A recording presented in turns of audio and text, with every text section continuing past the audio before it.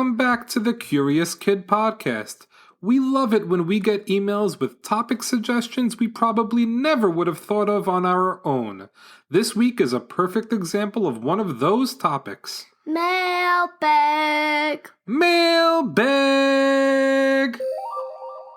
Hi there, my name is Anna, and I'm mom to 5-year-old Colin and 8-year-old Ava.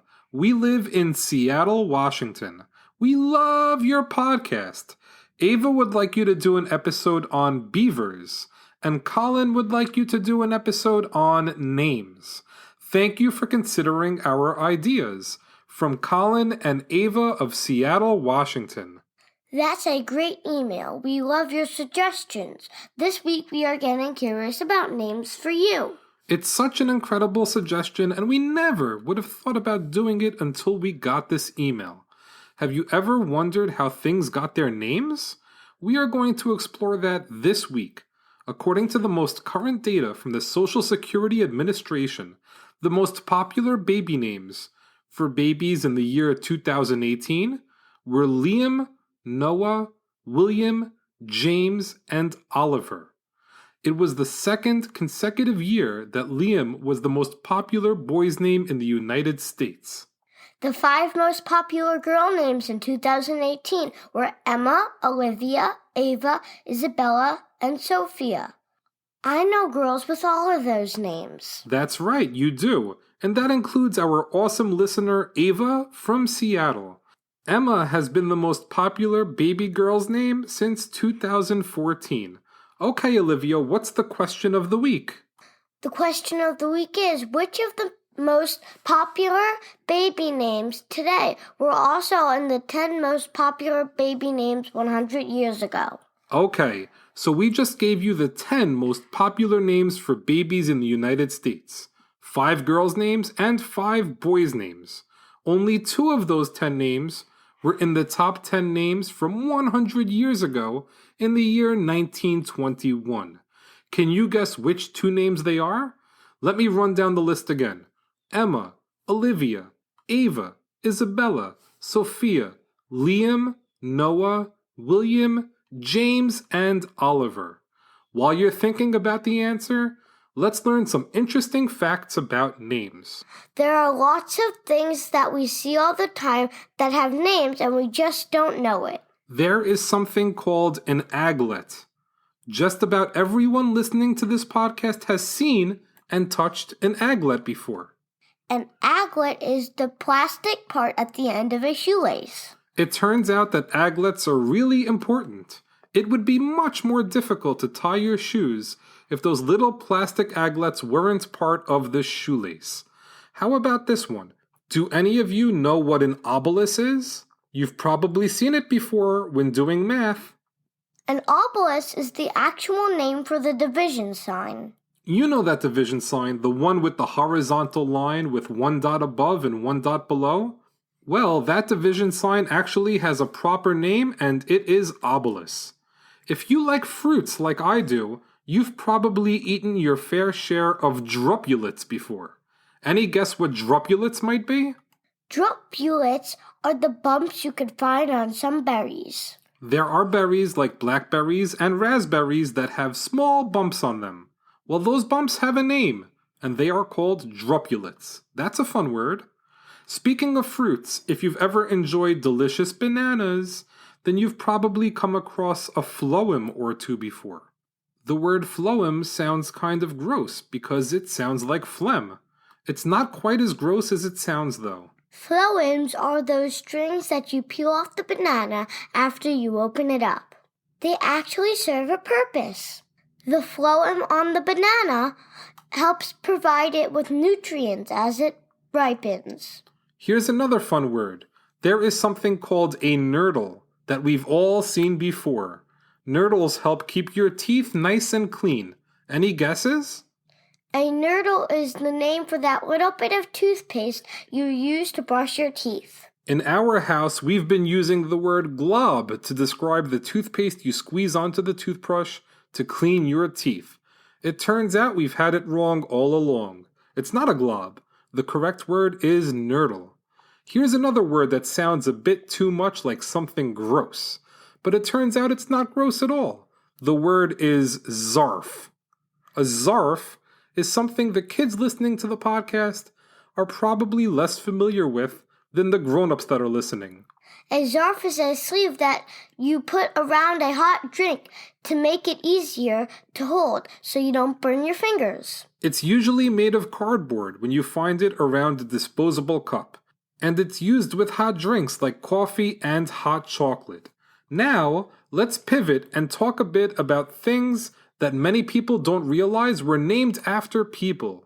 Like the graham cracker that was named after Minister Sylvester Graham. Minister Sylvester Graham wanted to invent a snack that was healthy because he believed that unhealthy foods lead to sin. So about 200 years ago, he introduced the graham cracker. He probably wouldn't be happy that we put graham crackers on our ice cream or use them for our s'mores. You're probably right about that. There is another fun food that was named after someone. Nachos were named after Ignacio Anaya. Ignacio Anaya worked as the maitre d' at a restaurant in Mexico. The maitre d' is the person that usually manages many of the restaurant employees and handles reservations. They don't usually do any cooking at all. Well, one day Ignacio was working and a few women came in looking to eat, and Ignacio couldn't find the cook. He decided to throw some tortilla chips, cheese, and jalapeno peppers together and serve it to them.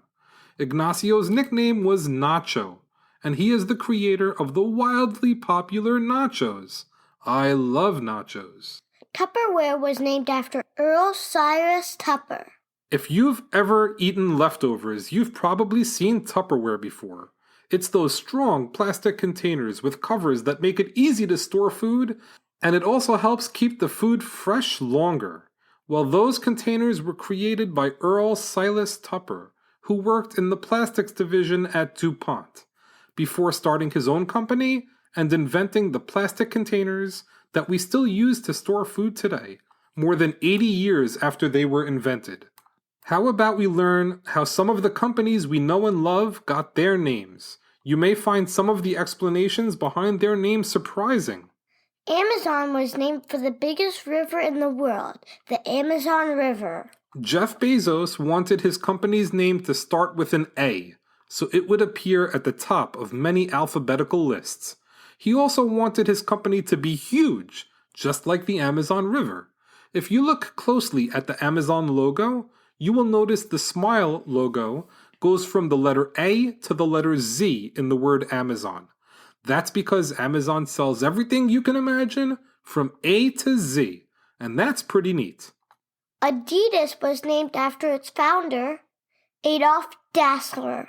His nickname was Addy, and his last name was Dassler, Addy Dassler, or Adidas for short. I remember hearing that Adidas stands for All Day I Dream About Soccer. And as a soccer lover, that explanation seemed wonderful to me. But it turns out it's not true at all. Coca-Cola is named for coca leaves and cola nuts. It's the coca leaves and cola nuts that were used to flavor the soda. Of course, the cola in cola nuts actually starts with a K, but the founder of Coca-Cola changed it to a C so that the logo would look better.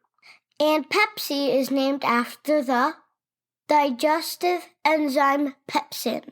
The creator of Pepsi studied to become a doctor and thought that Pepsi was helpful in treating dyspepsia, or upset stomach. Pepsin is the name of the enzyme that helps digest food, and he believed that Pepsi helped with digestion. That's why the soda was given the name Pepsi. Google gets its name from the number Google. A Google is a very large number. It's the number 1 followed by 100 zeros. That is a big number. The only problem is that the number Google is spelled Googol. As the story goes, when they were naming the company Google, they did a search to see if there already was a website under that name, but they spelled it incorrectly. They spelled it Google. Of course, there was no website under that name, but now there is, and it's one of the biggest brands in the world. All right, let's try something fun before we get to the question of the week. I'm going to give you 3 super silly words that can be found in the dictionary, and you tell me what you think they mean. And then I'll reveal what they actually mean. Your first word is flibberty-gibbet. Do you want to take a guess what a flibberty-gibbet is? To me, it sounds like a wiggling gadget. Oh, I'm sorry. A flibberty-gibbet is someone who is acting silly and talks a lot. Here's another fun one for you. Nudiostertion. What would you say that means? Nudiostertion. It sounds like someone who loves listening to the radio. Ooh, great guess, but I'm sorry to tell you that it means something else. Nudiostertion means the day before yesterday. You might be better off just saying the day before yesterday, because saying nudiostertion is going to really confuse people. Let's try one more. How about the word borborygm? What do you think that word means? Borborygm. It sounds like someone who works at a barber shop. No, but another good try. I think we've all felt borborygm before.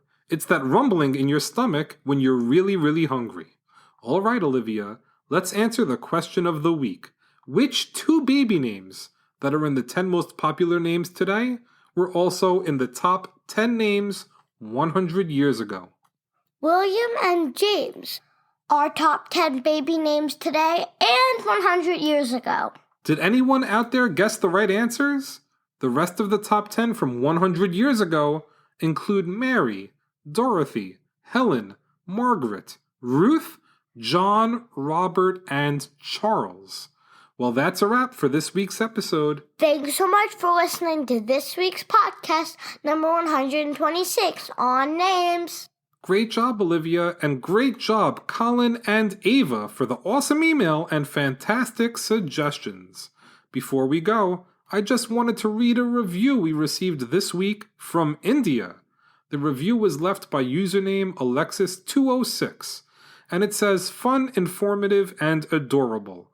Love this show and its hosts. It's a great learning tool for kids and a fun activity for parents. Thank you so much, Alexis from India, for the outstanding review. If you love Curious Kid Podcast, there's almost nothing you can do to help us more than to leave us a review on Apple Podcasts. Reviews help new listeners find the podcast, and we love new listeners. We are just 4 weeks away from our Season 5 finale episode. We can't wait to recap this incredible season and share our favorite moments of the season with you and also make some big announcements. Season 5 rolls on next week when we get curious about roads for a listener in Phoenix, Arizona. As always, thank you so much for listening and getting curious with us.